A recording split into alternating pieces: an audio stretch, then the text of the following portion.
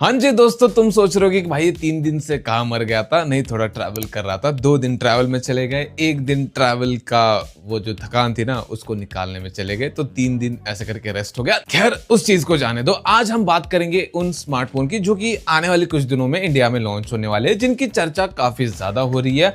जोड़ी जोड़ी में आने वाले, तो उनको कवर कर लेते हैं। बाकी और कंटेंट तो आएगा रेगुलरली, ऐसा नहीं कि और 3 दिन गायब हो जाऊंगा। सबसे पहला वो स्मार्टफोन जिसका वेट भाई गेमर के साथ साथ और भी काफी सारे लोग कर रहे हैं, क्योंकि ये सीरीज ना इंडिया में बहुत ज्यादा पॉपुलर है। वो है पोको की X सीरीज, जिसके नेक्स्ट स्मार्टफोन आने वाले पोको X8 और X8 Pro। हाँ, छोटा भाई और बड़ा भाई मिलकर आएंगे, मतलब दोनों आने वाले मिलकर आएंगे, नहीं आएंगे आगे पीछे लॉन्च डेट होगी वो पता नहीं है, लेकिन हाँ जो पता है उसकी बात करते हैं। अब ये जो पोको X8 Pro है वो Redmi Turbo 5 का रीब्रांडेड वर्जन होने वाला है, ये काफी सारे लोगों को पता है। और वही फोन चाइना में इस मंथ के एंड तक लॉन्च हो जाएगा। और जो पोको X8 Pro है वो इंडिया की BIS सर्टिफिकेशन पे लिस्ट हो चुका है, मतलब वो भी बहुत जल्दी लॉन्च होने वाला है। अगर हम एक अंदाजा लगाए तो जनवरी या फिर फरवरी की स्टार्टिंग में लॉन्च हो सकता है। अब जितनी चीजें पता चली, अगर हम उनकी बात करें तो देखो, इसमें तुम्हें 1.5 की रेजोल्यूशन वाला OLED डिस्प्ले मिल जाएगा। रिफ्रेश रेट का कोई पता नहीं कि 120 हर्ट्ज का होगा या फिर 144 हर्ट्ज का होगा। अब यहाँ पर ना कॉस्ट वाला फैक्टर आ जाता है कि स्मार्टफोन महंगे होने वाले, तो कॉस्ट कटिंग के लिए हो सकता है 120 हर्ट्ज पे ये रहे, या फिर हो सकता है कि 144 हर्ट्ज दे दे थोड़ा प्राइस बढ़ा के। लेकिन एक चीज जो चेंज होने वाली है, हर साल चेंज होती है, वो है कि MediaTek का तो प्रोसेसर होगा लेकिन जनरेशन नहीं आ जाएगी। जैसे कि पोको X7 Pro में Dimensity 8400 था, इसमें Dimensity 8500 होगा। हाँ, अब तुम बोलोगे कि पोको X7 Pro में Dimensity 8400 नहीं, 8400 मैक्स था। ये मैक्स उन्होंने खुद लगाया था, 8500 के आगे भी लगा देंगे मैक्स या फिर अल्ट्रा। एक चीज ना बहुत बढ़िया है जो कि कंफ्यूजन लेकर घूम रही है,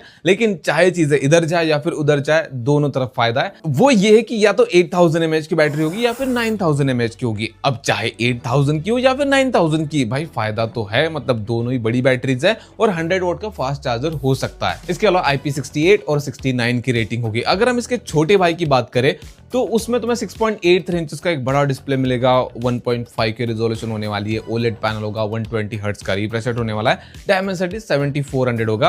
अब प्रोसेसर से लग रहा है कि ये 20,000 के नीचे होना चाहिए, लेकिन मुझे इसके चांसेस बहुत कम लग रहे हैं। और इसका हिंट खुद पोको वाले दे रहे हैं, जैसे कि इसमें 200 मेगापिक्सल का कैमरा होने वाला है, ऐसे लीक्स कह रहे हैं। 8 मेगापिक्सल का अल्ट्रा वाइड और तीसरा बस नाम का होगा, 2 मेगापिक्सल का मैक्रो और 20 मेगापिक्सल का सेल्फी कैमरा होगा। 6580 mAh की बैटरी, 45 वाट का फास्ट चार्जर। ये कुछ इसके स्पेक है। अगर मैं अंदाजा लगाने जाऊं, मतलब इसके ऊपर श्योर मत हो जाना या फिर बाद में आकर गाली मत देना, अगर मैं प्राइस की बात करूं तो मुझे पोको X8 Pro 30,000 के अराउंड लग रहा है, और जो पोको X8 है वो मुझे 20,000 के ऊपर ही लग रहा है। लेकिन दोस्तों, सिर्फ यही एक बड़े भाई छोटे भाई वाली जोड़ी नहीं है, एक और जोड़ी आने वाली है जो कि ग्लोबल और इंडिया मार्केट में एक साथ लॉन्च होगी। वो है नथिंग फोन 4a की जोड़ी, मतलब नथिंग फोन 3a और 3a Pro के सक्सेसर नथिंग फोन 4a और 4a Pro आने वाले हैं। अब वैसे तो इनको लेकर ना ज्यादा चीजें नहीं पता चली, लेकिन जितनी चीजें पता चली है उनको लेकर ना थोड़ा सा मार्केट में कंफ्यूजन चल रहा है, और वो है प्रोसेसर का। 2 लीक इंटरनेट पे घूम रहा है। एक लीक ये कह रहा है कि नथिंग फोन 4a और 4a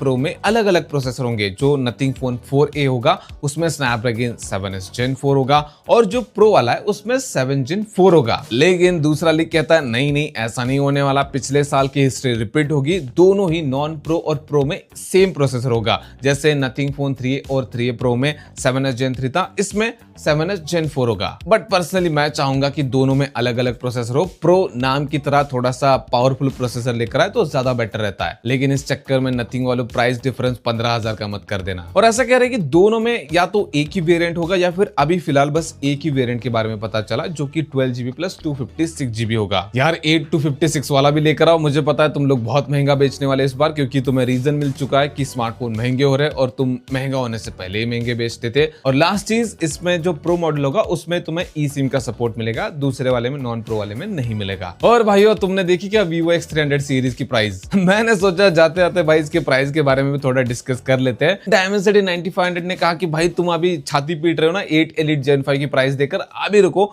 मेरी प्राइस देखकर ना सर भी पीटोगे भाई। मतलब जहां पर सोचा था हमने कि इसके साथ हमें 60,000 के अराउंड फोन देखने को मिल सकता है, जिस हिसाब से 8 Elite Gen 5 70,000 के ऊपर चला गया। काहे का भाई इसके साथ जो फोन आ रहा है वो 1,10,000 का Vivo X300 Pro। Qualcomm क्या कहता था? क्या हो तुम?